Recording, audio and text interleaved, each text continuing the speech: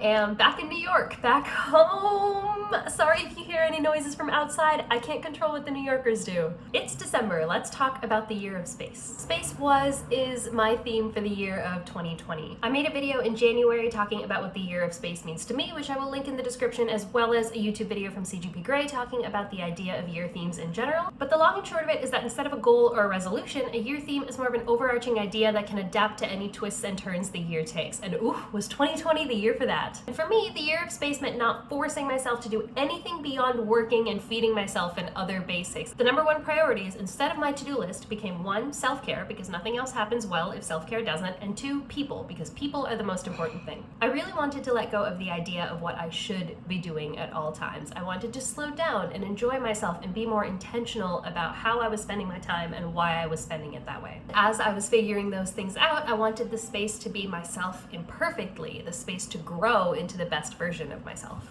So, how did that go? 2020 really delivered on my desire for space. I couldn't do things whether I wanted to or not. In March, when I was first stuck in St. Louis, I thought, well, I wanted space. Here it was. The universe is really daring me to make good on my goals. So, as someone for whom 2020 actually perfectly aligned with what she asked for in a devilish rabbit's paw-ish kind of way, here's what the year of space became. In March, I found myself in St. Louis without my city, my friends, my routine, and any of those other extras that usually make up my life. It was just me, and I had to be okay with that. The good news is I really like myself. I think I am funny and creative and intelligent and energetic, and I can really enjoy time with myself, thank goodness. That doesn't always make introspection easy, especially when there's so much time to spend in your brain, but it does help. I was able to forgive myself for some past mistakes, which was long overdue, and learn to live with disappointment and heartbreak. I think one thing about living for a long time is that not all experiences can be resolved. Eventually, you are an adult, and your pain is deeper, and it leaves scars, and you just have to move on, take as much good as you can from a situation, and live with your past. I have not lived for a long time. I'll be 24 in a little over 2 weeks, so I'm just now learning to live with a past that cannot be turned into a purely positive narrative. The life that I've built for myself is still overwhelmingly, extraordinarily beautiful, and I am so lucky that that can really heal anything. However, it is possible that some of those things will be fully resolved in the future, because another thing I've learned this year is that sometimes the only answer to a problem is time. 2020 has really been one of those years where the only solution to a lot of our problems is just waiting it out, and I have let that lesson bleed into other aspects of my life as well. I have a tendency to really fixate on my problems until I can find a solution, to really ruminate on it and puzzle it through until there's an answer, and sometimes there just isn't yet. It is possible that that answer is not available right now. Maybe time will reveal it. Not everything has to be done right now. How's that for internalizing space? So, as much as any kind of personal progress can ever just be checked off, I'm going to check off giving myself the space to grow and to be this year. The other part of the year of space was being intentional about how I spend my time. Instead of forcing myself to do things that I thought I should do, I was going to figure out what was actually important to me and fill my time with those things. First on that list is still self-care. Always. Nothing gets done if I'm not well. Second on that list also hasn't changed. It's still caring for people. That means spending time with my friends and family, virtually or in person, keeping commitments that I make, which I have also not been great at in 2020, showing up at work for both my coworkers and the people my organization serves, and being a part of my community here in Harlem. I found that when it comes to doing things that I need or want to do, it helps to think of them as how they affect people instead of just what they are. So, for example, I don't just think of work as work, but I think of how it affects my coworkers and the people my organization serves. Or I don't just practice violin, but I try to do right by my violin teacher.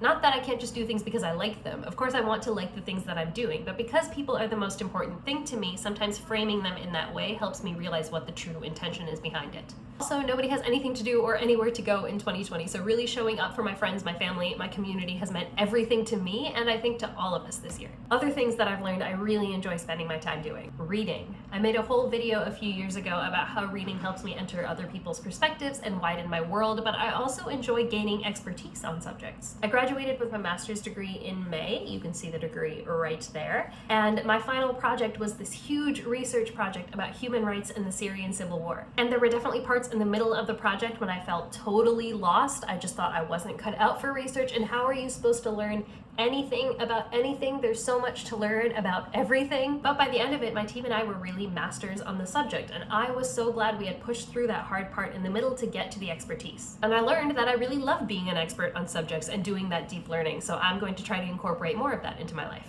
In addition to learning about subjects, I also really enjoy learning specific skills, like learning the violin. I took a rock climbing course this summer. I taught myself how to do mehendi, more commonly known as henna, this year, and look, that looks really good. I did that myself. Of course, the problem with both of these things is that there are infinite things to learn about and to learn to do, so I will have to make some difficult choices if I really want to learn things deeply, but I've decided that is what I really like doing. Another thing, and this goes back to caring the most about people from earlier, is I really care about volunteering, activism, and organizing work. I do miss going out into the world and doing things like canvassing or volunteering at a rabbit shelter or delivering food, but even things like phone banking and decolonizing my own life and learning about organizing work can be huge for helping me feel like part of something bigger than myself.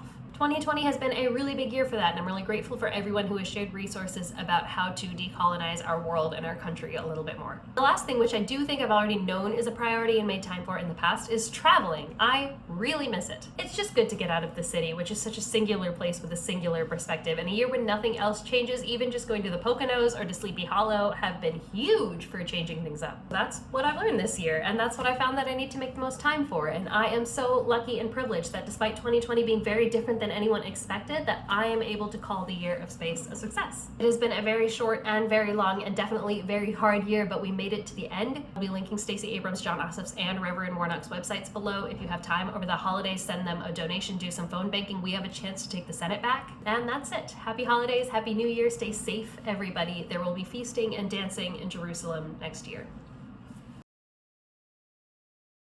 Hey, Sarah? I'll be done in like, let's say 10 minutes, and then we can go. Okay, that's perfect. Okay.